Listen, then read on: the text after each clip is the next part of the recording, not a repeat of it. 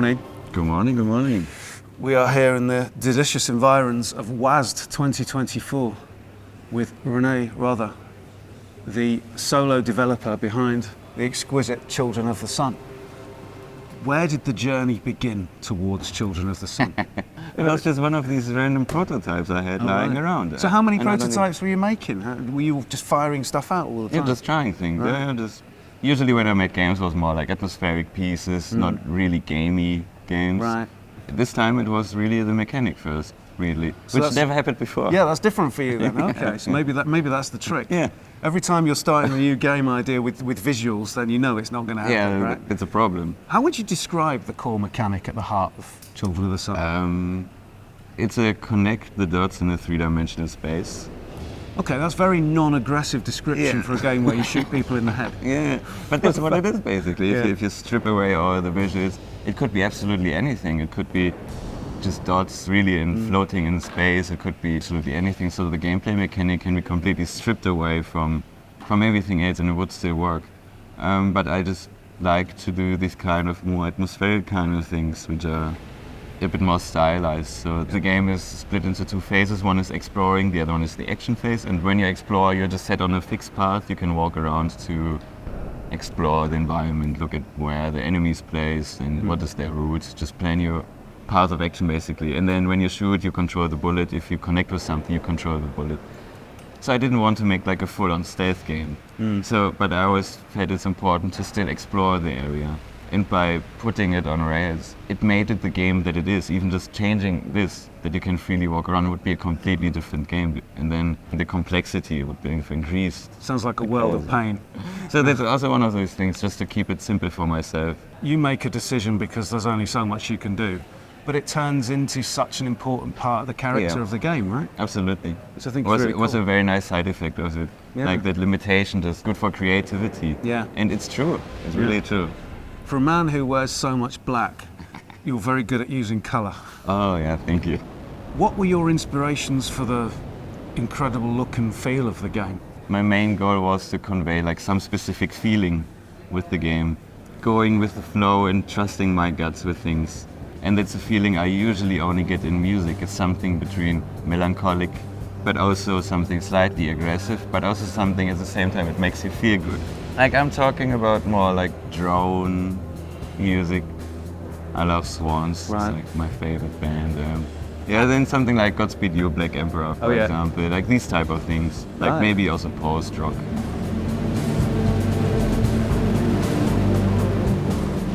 How did you get into making games? Oh, the question depends on how far you want to go back. Well, I It's mean, like- not to the How Cretaceous much time do we period. have? So it was more like I went to university for graphic design. Okay. And I hated it. Like, I started doing it because I wanted to do some creative work and Right. also make money at the same time. And I thought graphic design would be like a nice compromise. And then at the end it turned out you cannot really be creative and you cannot really make money from it. When I went to university, I started learning how to make games. I did lots of game jams and random prototypes and this kind of things. I started very early on just with modding, basically. What games were you modding? And it was like some Quake 3 mod that I modded again. Okay. Like it was coming on some free CD with a magazine. Right. And then I just noticed, there are these files available. And then I went in with MS Paint. I just like made them colorful and stuff. I tried a little bit of everything. It was Flash, ActionScript, Game Maker. And there was this one too which was called Stencil. It was like you just click, you're programming things together like drag and drop fragments like a puzzle more or less, and then you have some result. The hurdle of learning it just seems so huge when you don't have any formal training in programming or whatever. Like it's just like trying to figure things out. Right, you were just enjoying it for the pure pleasure of doing it. Yeah. And where were you then? You live in Berlin now, Yes. right? Are you from Berlin? No, I'm from a small city called Göttingen, and there's like not really a community for making games. Okay. So it was like very much like just me trying to figure things out because I felt like it. What's the scene like in Berlin then? Oh, there's so many people making games. Really? It's actually insane. Are you plugged into that then? Are you part of the indie ecosystem there? Not too much, honestly. No? I just like to go this some regular event which is called Talk and Play, which happens every few months. Because there's also people who want to make games or make games actually, so there's like some knowledge behind it and it's not just random people at an event. How did it get called Children of the Sun? Originally it was not called Children of the Sun. There was this local Berlin event and I thought I cannot just go there with a game which is called Speed Bullets or something boring like this. I called it I Just Killed a Man, Now I'm Horny. Where did that come from? It was just a song title actually. Oh, is it? Yeah. Who by? JPEG Mafia. JPEG It's like some experimental rap Right. guy. So that's again the music Yeah. being the creative influence. It's a lot in there. And then the title now, Children of the Sun, kind of comes also from a song title actually. Right. It's like, the band I mentioned before, Swans, they have a song called Children of God. And it's like, okay, using God was like just too obvious. So I just went with Sun, which also already like implies some kind of spiritual figure.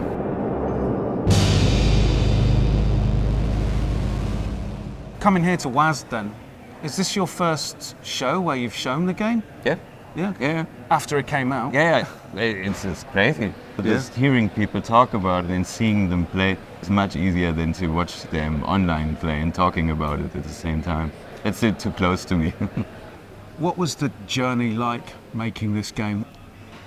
It was so smooth, everything, honestly. It was Really? very strange. Really? I was like, because I started this just as a random prototype. Right. And I didn't plan it to be, this is gonna be my game, I'm gonna finish it. All right. And it's gonna be my dream game and all these important things. I didn't put any weight onto it. So I just kept working on it. And then everything I just did, like, I was sending a random email just to Devolver. I was like, send it, just like, and see what happens. Did you send it to anyone else or just Devolver? Just Devolver. Just Devolver. God, it's amazing, isn't it? Also, I didn't have any like game design documents or anything like this. So this is when then. It's okay. No one reads them anymore. Yeah. Unfortunately, it was really helpful at some point. I heard that about a year before release, there was a moment where the game was kind of on a knife edge and you weren't sure whether it was going to make it or not. We had like lots of levels and we could put them together, but what is actually the progression of everything? Yeah. So how do you keep the game interesting over a longer time period without just throwing random ideas into it? So that's when then Juan also came in and like we brought structure. The game was like sort of the same-ish through all the 40 levels. So there was a bit of production work on our end to bring support to Reddit Yeah. to see if we could generate ideas to make the game change over time and bring new stuff for the players. You know Reddit, he's a lovely man. It was Did very he listen to you? Yeah. Was he nice? Did he ever say, no, I'm not doing that? No. It was always a conversation we had. It was always a conversation. Always a conversation. Always a conversation.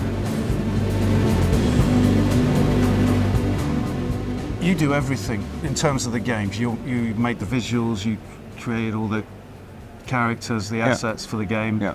You could have done it all yourself if you'd had more time. Apart from the music. Who else was working around you and what were they all doing? It's Aidan Baker who made the music and the sound effects. Then there was Neil Vendrell who did the cutscene art, all the drawings basically for it. He's like a great comic artist. Then there's Stephen Cavalier. And then he was editing the cutscenes actually. Brilliant. Okay. Okay. And then there was Maria and Othio.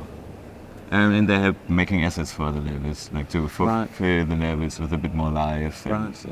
So, when did you make the decision to put leaderboards in the game? They came in pretty late. I Right. wanted to keep the game pure. I didn't want it to be gamey. And I think it was really nice for people to see that Yeah. you have more options inside the level. You can try different things. If you're gonna be first or the last, who cares? But just to give them like, whoop, you can do things. Yeah. It's like, I feel like the top of the leaderboard is probably set in stone because there's some ridiculous it's stuff. absolutely crazy. I was already doing testing. There are a few people who did things I would have never expected. Really? Absolutely crazy. But they didn't break the game. No, they didn't. That's cool. I mean, maybe it is broken. Maybe the scoring system is broken, actually.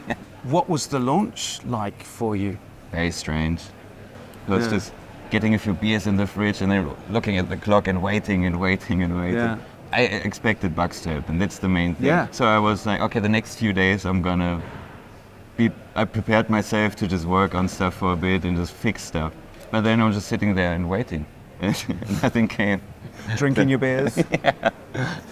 getting bored of all the positivity. They're like, oh, the nice reviews, oh, it's so boring. Yeah, oh, please say something horrible.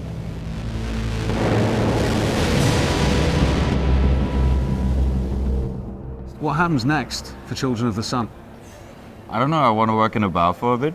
Really? Yeah. Go and just serve drinks and pretend you never made it. Yeah, it's just like the whole process has been absolutely amazing. But over time, it also gets a little bit isolating working on things by yourself. So I just would like to spend the summer doing a little bit of something else, having a bit of fun. Nice. Nothing is super planned. Children of the Sun fans, who knows? Who knows? Maybe more. Maybe I don't. Even I don't. Oh, you clearly It's like- don't. Yeah. I don't think he's making it up. He has no idea.